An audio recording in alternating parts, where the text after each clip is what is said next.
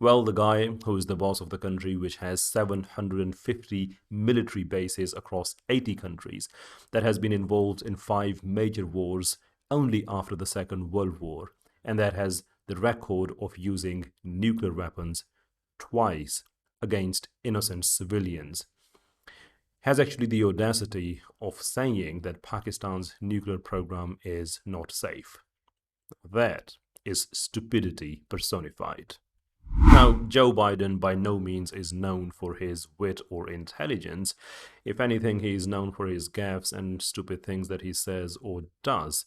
Before I go forward, just let's take a look at some of them. Representative Jackie, are you here? Where's Jackie? The issue was Jackie Walorski had tragically died in a car crash in August this year.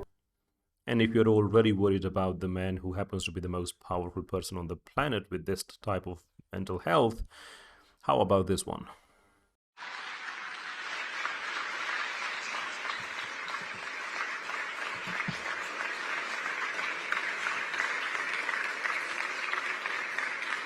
Mr. President, thank you.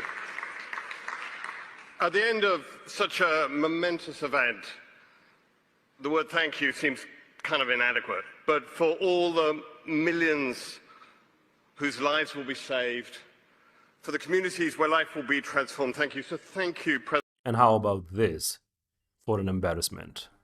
Guess what? We got a lot to do. You gotta say hi to me. We go back a long way. She was 12, I was 30, but anyway,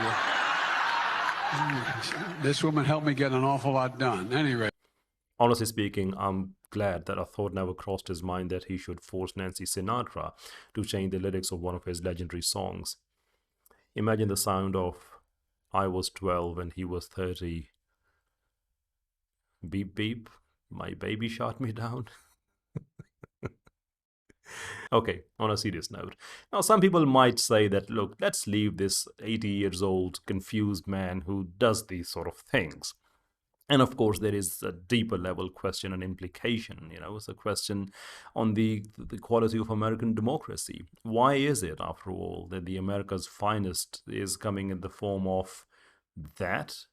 Now, why is it that the Americans are replacing one mentally unstable man with another mentally unstable man? Now, some people might say that this is very much America's own problem and we should leave it at that. He won't even remember what he said in an hour's time. But I argue that no, we should not leave it at that, because this makes America a very dangerous country. Just remember that this man is holding on to the codes of 6,450 nuclear weapons. That's not a joke.